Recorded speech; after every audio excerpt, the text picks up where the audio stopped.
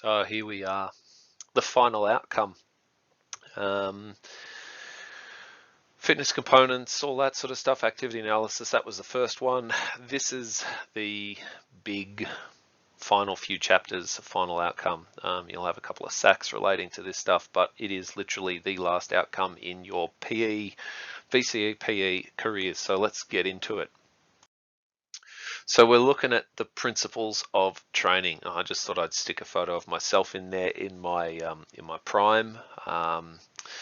So yeah, that's as a result of training. What you see here is a result of many years of hard work and being lazy. So the training principles. In order to get the most out of your training programs, okay, there are a bunch of principles that you need to stick to.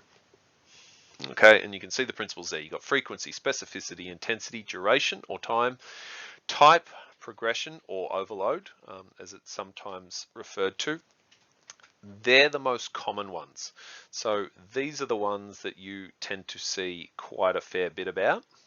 Okay, so you definitely hear about frequency. You definitely hear about that, and that with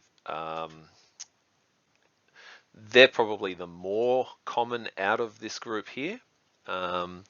You don't tend to hear too much about, and I can't see my mouse with that color, you don't tend to see too much about these ones, but they are still relevant.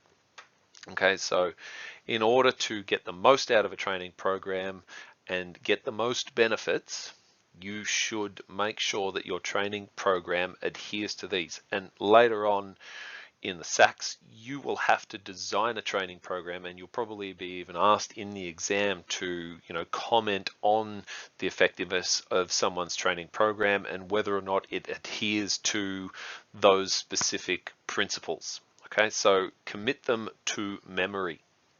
Okay, often the reason that we do these sort of things is number one, to get the most out of your training programs, but also to avoid things like it says down there, boredom, injury, overtraining, maybe not training hard enough. Okay, the minimum amount of time, and it'll be covered later on, for training, if you want to maintain something, is about 2 sessions a week. If you want to improve, then you're looking at 3 sessions and more. So moving on, let's start looking at these. Frequency is literally how many times a week the athlete is training. Okay, like I just said, any sort of improvements, any sort of chronic adaptations in the muscular level, the cardiovascular, the respiratory, any of that sort of stuff, it will take time, and you need to be doing it at a minimum 3 times a week. Okay, it's also dependent on a number of the other principles.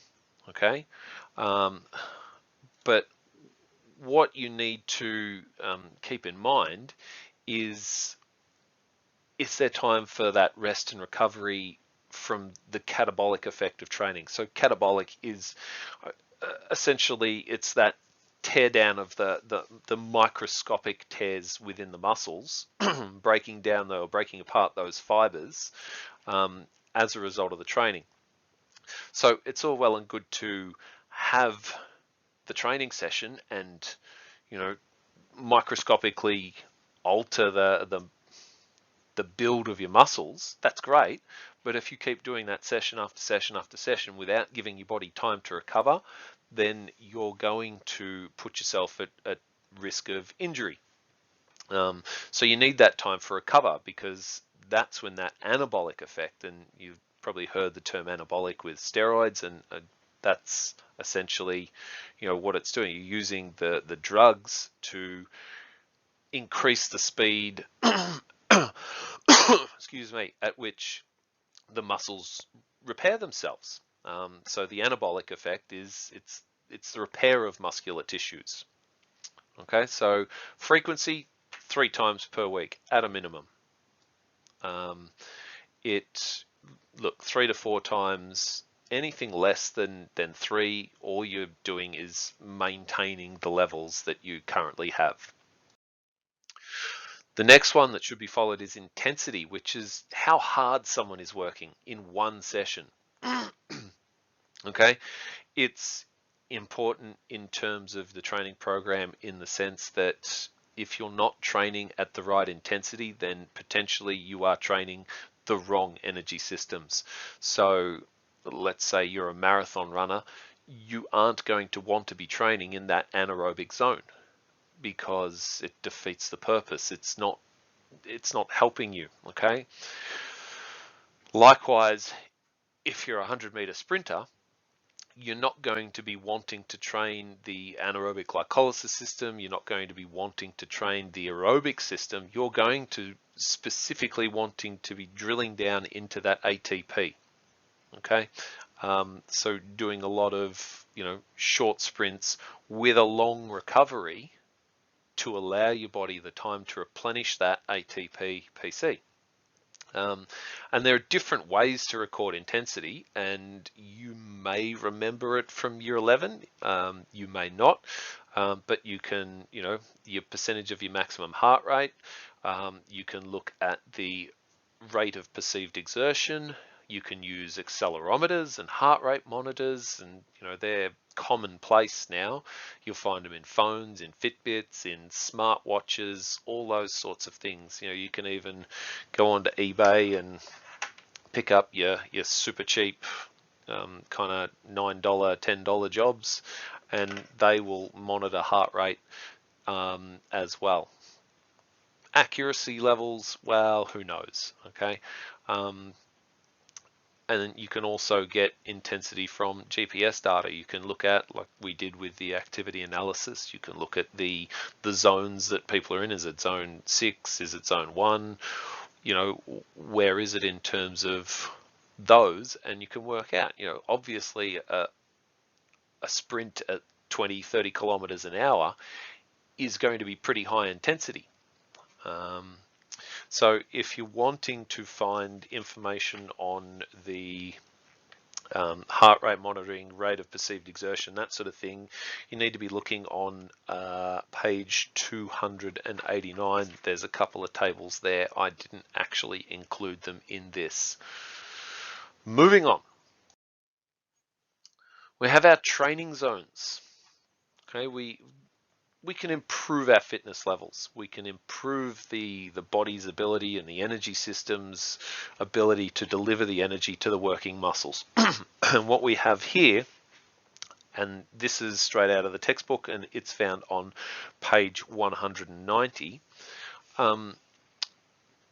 Ideally, we want to, target the specific energy system that we want to improve. So if we're wanting to improve our aerobic system, what you'd be ideally doing is training somewhere in that 70 to 85% of your maximum heart rate. Okay, so you can do the maths. I'm not going to do it now. You've got a couple of other options there with your percentage of your VO2 max. That's all well and good if you know what your VO2 max is. This is probably more targeted at your elite kind of athletes who actually know what their VO2 max is. What you guys as everyday performers, just your average Joe, the percentage of your max heart rate is fine for what you're doing. You could even use the perceived exertion scale there over on the right hand side. So another one of the more common ones is the time or the duration, which it has a number of meanings. Okay, it can be the length of a training program. It might be a 12-month program. It might be a 12-month program. It might be a 6-month program. It might be 6 weeks. It can also be referring to the length of the training session in terms of time, and it's just talking about one single session. So the example there, 60 minutes. So you might have a 60-minute training session. It could also be the minimum amount of time before the chronic adaptations are going to be evident. So usually usually it's about 4 to 6 weeks before you'll see any sort of improvements in, things like VO2 max or aerobic capacity, or any sort of muscular adaptations as well. Like it says, there are more, but this is just some of them. If you look in the textbook, we've covered the length of the training time, we've covered the training sessions. It could be the length of the bout of exercise during a training session. So it might be, if you're doing an interval program, you might be working for, say, 30 seconds and then resting for 30 seconds, as a one-to-one work to rest ratio. It might be work for a minute, rest for 5 minutes if you were training, your ATP PC. So that's what time or duration is basically. Moving on to peaking and tapering. So this is really important. Okay, it's also known as periodization. So basically what you're doing is grouping the training session into little blocks. Okay, so peaking, what it means is, basically it says it there, you want to be at your optimum level for that, for the competition or whatever that you're training for. So, if we were to use like a mountain kind of example, right? This is you training in the lead up to the event. Your event is here, right? That is a terrible straight line. You want to be at that point there. You don't want to still be, getting to your peak fitness. You don't want to be at your peak, here, because that's already too late. Okay? You want to be at your peak as close to that training session as possible. And what you might do to ensure that you're at your peak, at your best, ready to perform at the highest level possible for you, is you might actually start, and you can see if we remove our blue line, you can see there that it's sort of leveled out. And what you would do prior to the event, and we'll look at this a little bit later on down the track too, in more detail, is you would decrease the amount of training in terms of maybe the number of sessions, maybe the amount of time that's spent in each of the sessions, the intensity. And the idea behind it is to allow sufficient rest. So there's none of this, these muscles are a bit tired prior to, my marathon run or my 180k bike ride, whatever it might be. There's no soreness, there's no tiredness, there's no fatigue. It allows you to be fresh and ready for that event. Type is important because it needs to be relevant. Okay, so type is the kind of exercise to achieve the appropriate training response. Okay, and there's different training methods. We've got aerobic, we've got anaerobic, we've got flexibility, and we will look at those in the next chapter. Okay, type kind of ties into the specificity training principle, which we will look at too. So here's just a summary of some of the different training methods, and I will move myself out of the way. I'm currently appearing in the way. But what you need to know for your exam, okay, whilst they mightn't ask you specifically to name, fitness components, actually no, sorry. Never mind. You need to know about the different training session or training methods. Okay, so you need to know that for an aerobic person, someone who's wanting to train the aerobic energy system, they would be looking at, some of those continuous long interval, perhaps fartlek, high intensity interval training and circuit training. Okay, These are all relevant methods of aerobic training. And then if someone's wanting to improve their anaerobic training, then we'd be looking at intermediate intervals. Okay, so we're talking not quite as long, right? We're not looking at, you know, maybe say 5 minutes for a long interval aerobic. It might be looking at maybe, you know, that 2 to 3 minutes intermediate interval, and shorter interval would be even shorter times again. You can change the circuit up to be more anaerobic. Okay, it appears in both because it can be done as either aerobic or anaerobic.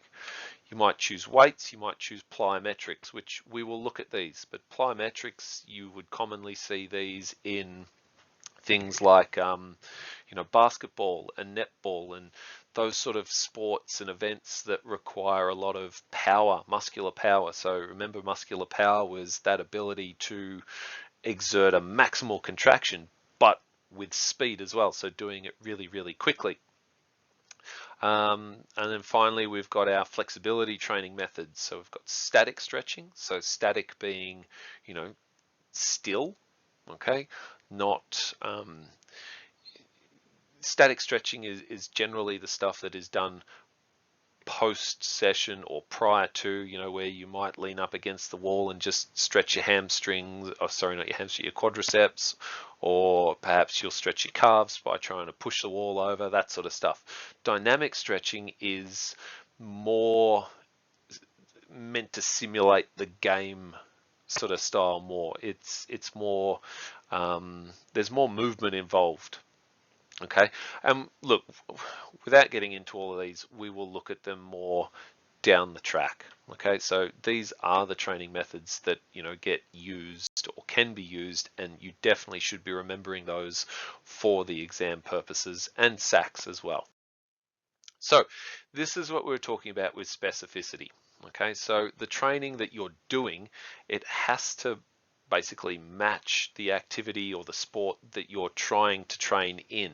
Okay, specificity, it covers all the energy systems, the fitness components, the muscles, the skills. Okay, and the idea is that training should replicate those game situations as closely as possible to get the most out of it.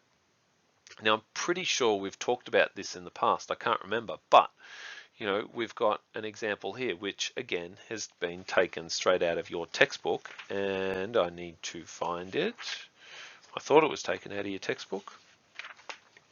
No, I don't know. Anyway, if we look here, right, you can see the graph there. You can see the legend there. You've got your green is the rest recovery. The purpley stuff is the aerobic training. Yellow is anaerobic threshold, and the pinky stuff is your VO2 max. So if we were talking in terms of like specificity and trying to be as much, you know, as close to the game situation, which is this is our game here. Okay, if we were trying to replicate that as much as possible, which one would you say represents that? Okay, training 1 or training 2? Me personally, looking at that, I would say that training 2 is going to represent it as closely as possible. It's not 100%, you know, representative, but it is much, much, much closer than training 1 because they spend too much time in that rest area here, okay, as opposed to the game where, you know, if we drew a line across there, then if we draw a line across with the aerobic, looking there, the anaerobic is there, and then the rest down there. Okay, so I would give training number 2 the big tick. I would give training number 1 the cross. Okay, because it doesn't represent the needs, the energy systems, the fitness components, any of that stuff. It doesn't represent it closely enough. So you'll find that the athletes would probably be fatiguing quite quickly during this, like if they were using this training session constantly, you would find that they would be fatiguing a lot quicker because it doesn't represent the game situation. So we talked about progression earlier. So basically what happens is when you train, the body is becoming accustomed to that training intensity, that training load, and therefore it doesn't have to work as hard. And this is what the overload or progression principle is all about. So what you do is you adjust your training program in accordance with overload principles, which is changing one variable, and you're not changing it by more than between 2 and 10%. If you're changing it too much or changing too many variables, then you run the risk of injury. And look, nobody wants to get injured. So we do it progressively. So in this instance, what you can see is the training program. Okay, we've got our week, it's broken into weeks. So we've got weeks 1 to 4, we've got 5 to 8, 9 to 12, 13 to 16. Okay, so we've got, this is a 4-week training program. And you can see that there's a gradual increase and then there's a decrease. You have another gradual increase, a decrease, gradual increase, and it allows for that sort of that rest and recovery first of all. But you know, the trend of this is gradually taking it up, so the body doesn't have that opportunity to become accustomed, because if you were to stop here, that's all the improvement that you would see. Okay, but if you keep pushing the body and keep trying to push it out of its comfort zone, yes, you're going to feel tired, but gradually over time what's going to happen is your body's going to adapt and it will become fitter again and fitter again, and then, you know, before you know it, you're up the top here. Okay, that's not to say that that is the end of it.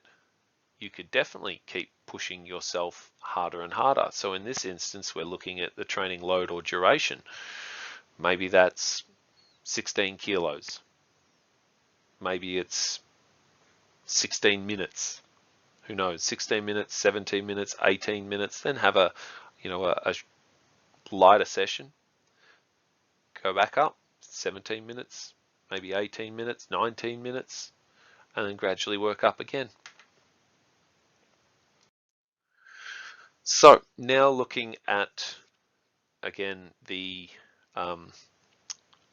structure of the training program. Okay, so you've got microcycles, you've got macrocycles, and we will be looking at these. So the idea of a microcycle, these are the base unit in the training programs. So a microcycle is, let's say, 1 week. Okay, you might have a hard session, an easy session.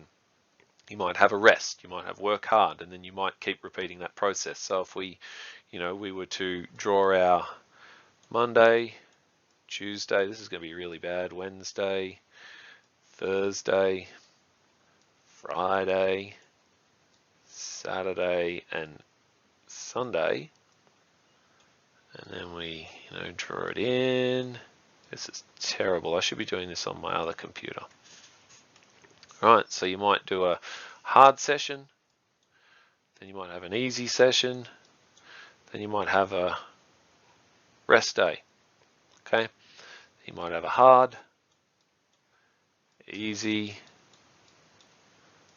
rest day, and then just repeat that process. So that's 1 week. Then you might change it again. Okay, so that's an example of a microcycle. So it's usually like a week at a time. Okay.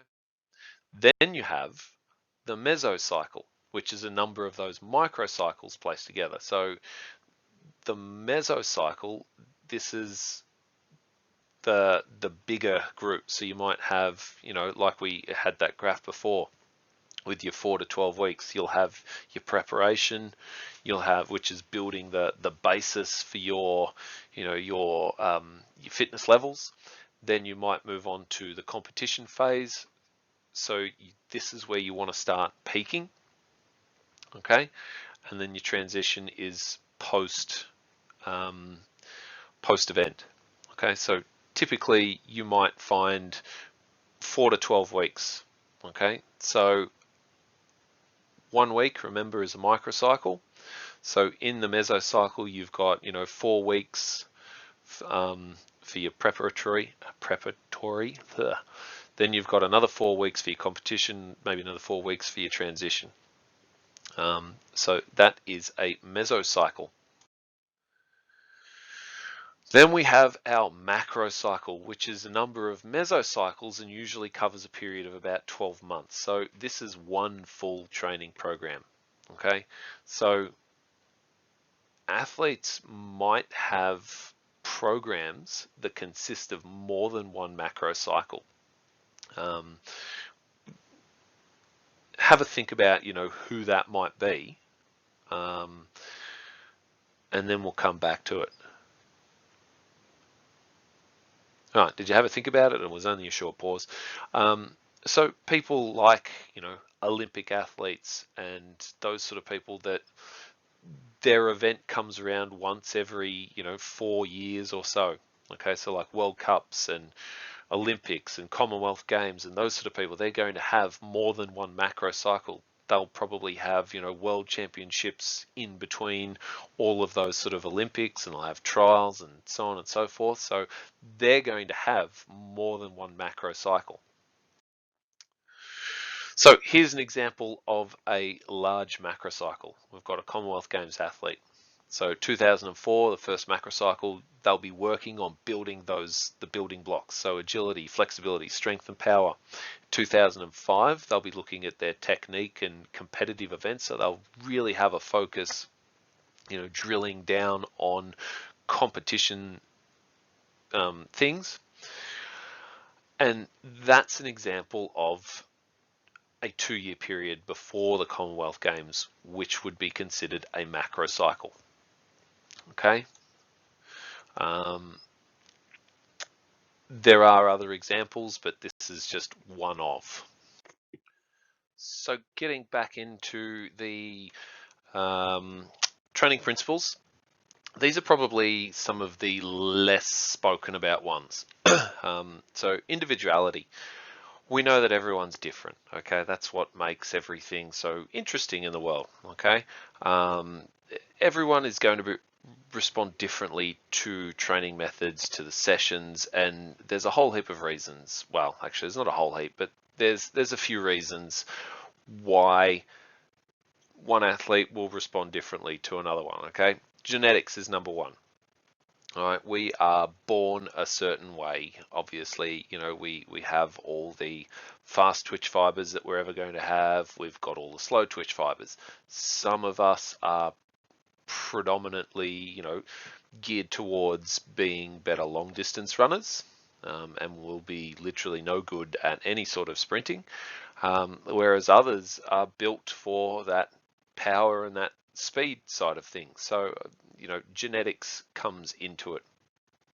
The initial fitness levels and current training status. So, how fit are you right at that point in time, is actually going to have an impact on how well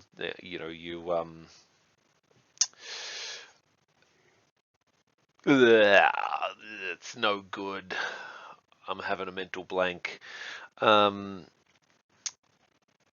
It'll help with reducing fatigue levels and that sort of thing. How prepared is someone for the, let's say, rigors of training? It might be someone who's returning from injury. Are they at that level where they can jump back into training with the rest of them, or are they not quite at that level yet? And then finally, some people are just better at responding to exercise. They seem to get the benefits that bit easier, bit quicker. It seems like there's less effort. So given that there's all these variations in people, it's not something that's really easy to achieve. Coaches have to work hard at getting the best out of their athletes. And look, if we compare the local competition, let's say you're just playing for the footy club around the corner from where you live, to get the best out of each and every one of the athletes, and I use the term loosely because I didn't play footy for any clubs, but cricket, I played a fair bit of that, and there were some interesting athletes. Anyway, getting sidetracked. It's really difficult to achieve because there's only one person potentially. So how do they get round and give that individual attention to each and every person when there's only one of them? It's like me trying to get round to each and every one of you guys and help you with what you're not understanding. It is quite difficult to achieve. On the flip side, if we compare that to a coach of, an elite level team, you've got all sorts of coaches doing all sorts of different roles, and you've got money being thrown at the competition, and it is a lot easier to individualize the training programs for each and every one of the people. So we talked about everyone being different. Okay, we talked about some people being more responsive to training, and there's always going to be people that are better, faster, stronger, whatever. But in terms of like being an untrained athlete, this is probably where they will come out on top. Okay. Genetics are going to obviously determine how good we can potentially be. But in the end, the person who's untrained, the person who's not done any work, and let's say they maybe have the same genetic potential, the person who's untrained is going to show that higher improvement initially. So you can see it's quite a steep sort of curve there. It's almost not even a curve, but you've got the untrained athlete going along here, but then we've got our trained athlete who already starts off at quite a high level, but doesn't make that same sort of massive improvement really quick. And often that can be frustrating for people in training programs. Doing the same thing day in, day out is boring, okay? That's why many years ago, and I'm not a St Kilda fan, but I do remember it because I think I remember reading about it. Anyway, St Kilda was doing really well, and look, there have been other documented cases of this, and instead of having an actual training session, the coach took the whole team out and they went and watched a movie.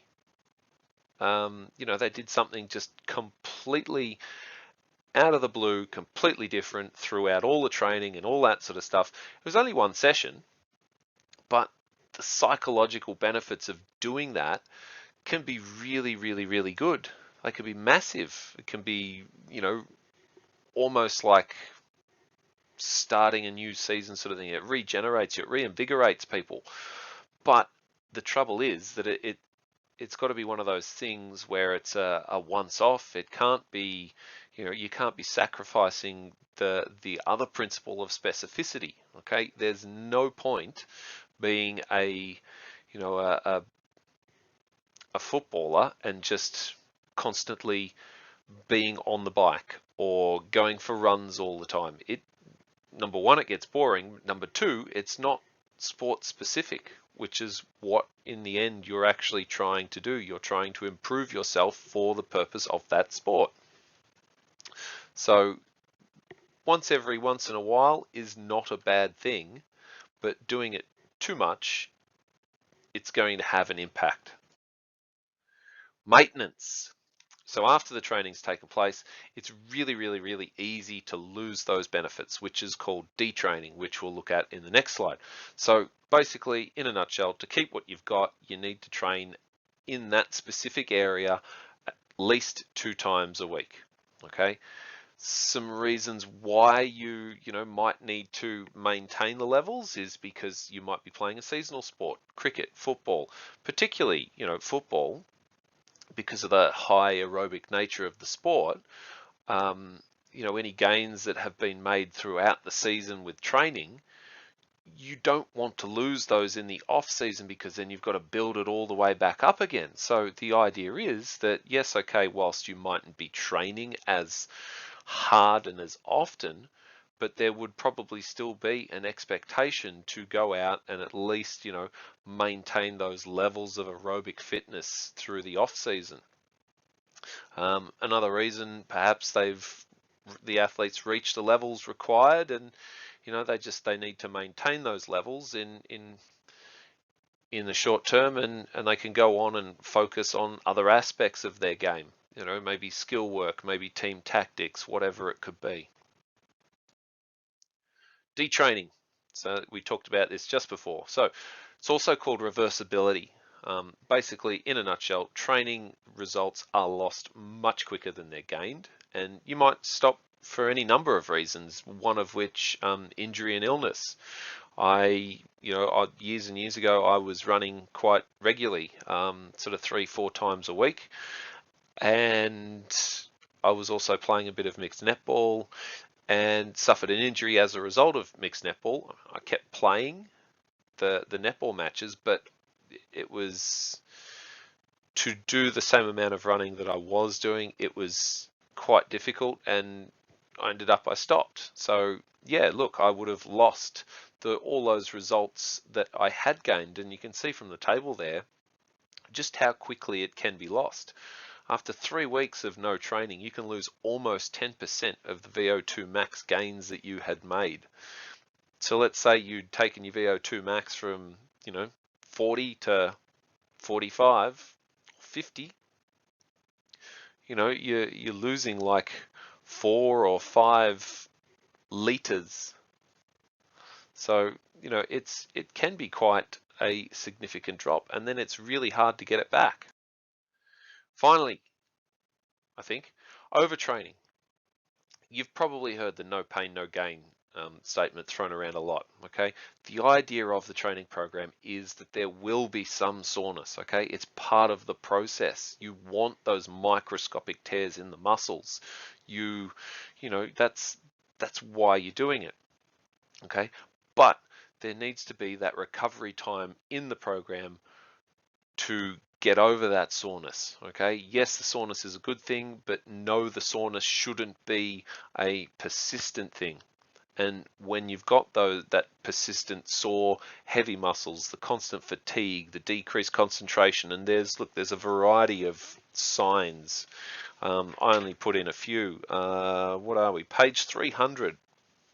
You've got decreased performance and ability to maintain the training regimen, increased susceptibility to infections, cold, headaches, nagging and somewhat chronic injuries, sleep disturbances, increased irritability, depression, tachycardia, loss of appetite, weight loss.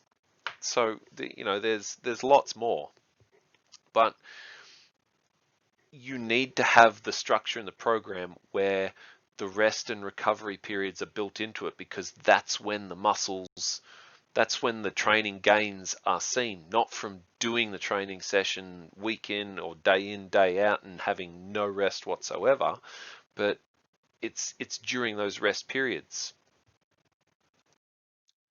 That was the end. Okay, so question time. What I want you to do is I want you to do the chapter review questions on page 303.